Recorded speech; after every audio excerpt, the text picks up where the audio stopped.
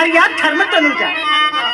సంజయుని మాటలు వింటుని ఇప్పుడు నీ నిశ్చయమును వ్యక్తపరిచింది.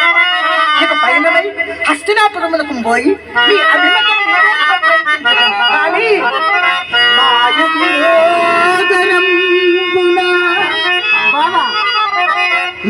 మాయగిరోదరంబునా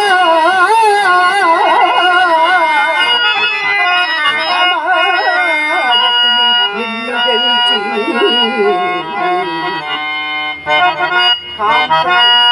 చేయగరాని అంత పలికే అరణ్యములోని కంపియన్ హాయిగనుండనీక